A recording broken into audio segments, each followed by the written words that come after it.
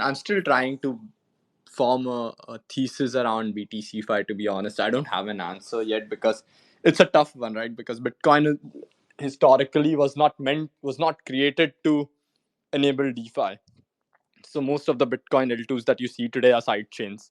It's not even entirely like BTC L2s, to be precise. L2s in the purest technical sense. Obviously, you could argue they're L2s. I can argue, and then we'll come to a decision that okay, we can just agree to disagree. But my view is that BTC L2s are not L2s; they're side chains. Now, uh, it depends on your definition of L2s, my definition of L2s. But again, as a sidechain, you can obviously offer a lot of like exciting DeFi opportunities because it's like any other EVM chain, for example.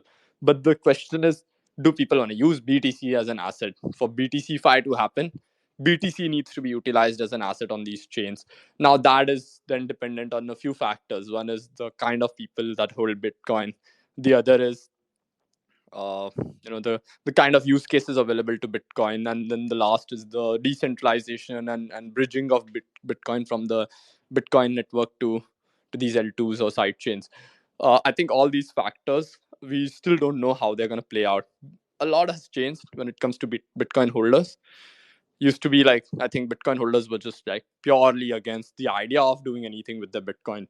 With ETFs coming in, with more traditional people starting to allocate towards Bitcoin, they are happy to do certain things around Bitcoin. They are not like stuck in this mental paralysis kind of thing, which is, oh, should I do something, should I not? They are happy to allocate Bitcoin to do certain things and generate yield on it. So my thought process is that Bitcoin BTCfi may not happen on BTC L2s, to be honest. It's not about BTC L2s taking over and having like a ETH summer kind of thing, because ETH DeFi summer, led to a lot of scam coins being created, a lot of farming happening. Like so many coins came, died immediately, like YAM and 20 other things happened, right? For me, what would be successful for Bitcoin Fi to happen would be a scenario where BTC starts being utilized for various things, or not just BTC L2s, but everywhere. Because BTC is that one asset that can actually exist in every chain, right? You don't have ETH available on Solana and people using ETH on Solana too much. You don't have Sol available on Cosmos chains. You don't have Sui available on Solana because incentives are misaligned.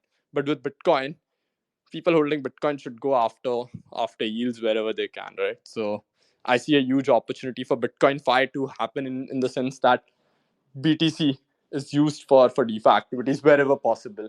So pSTAKE's goal again is to enable that. The objective is not to say, oh, BTC DeFi should happen in BTC L2s. No, no, no. The goal is very simple. Is to give people what they want, which is a yield generating Bitcoin asset. And the yield is generated through staking rewards via Babylon. And the ability to take this liquid staked, liquid restaked representative token to any place that can enable those financial opportunities on their liquid stake BTC.